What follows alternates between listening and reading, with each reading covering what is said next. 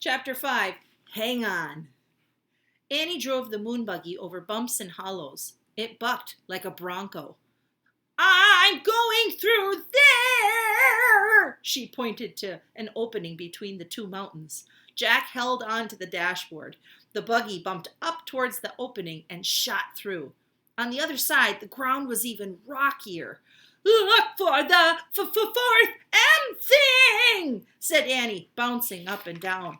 Jack groaned, looking for anything on this wild ride was impossible. Slow down, he said. How? By pressing the brake pedal on the floor slowly. Annie pressed the brake, and the buggy slowed down. Jack sighed with relief. The ride was still a little bumpy, but now at least he could take a good look at the moon. He had never seen such a colorless, barren place. There was no green, no blue, and no red. No water or trees or clouds, only giant gray rocks and craters, and an American flag. Oh, man, said Jack. That's from the first astronauts who landed on the moon. And look, a telescope, said Annie. She drove near the flag and the telescope, and she put her foot on the brake until the buggy stopped. Then she pushed a button that said off. Then she and Jack hopped out. They took slow, giant steps to the site of the first moon landing. Beside the flag was a sign. Annie read it out loud. Here, men from the planet Earth set foot upon the moon, July 1969 AD. We came in peace for all mankind. That's a good message, said Jack. He handed the moon back to Annie. Then he took out his notebook and his pencil to copy the sign.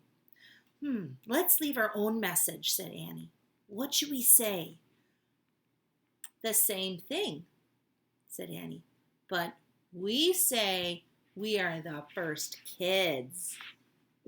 Jack turned to a new page in his notebook. In big letters, he wrote the message. Now we have to sign it, said Annie. Jack signed his name. Then he passed the notebook and the pencil to Annie, and she signed her name and passed the notebook back. Jack tore out a piece of paper, and he put it by the flag. Today, the first kids from the planet Earth came to the moon. We came in peace for all children, Jack and Annie. No wind would ever blow that message away. No rain would ever fall on it. It would be there forever, unless someone moved it. Thinking of forever, that made Jack feel dizzy. He shook his head to clear his thoughts, and then he remembered the time.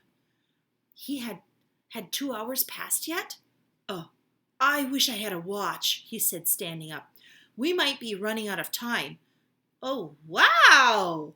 A moon man, said Annie. What? Jack turned and looked at her. She was staring through the telescope. Jack walked over to the telescope. Annie stepped aside so Jack could take a look too. Jack gasped. In the distance, something was flying above the ground, and it looked like a giant man in a spacesuit.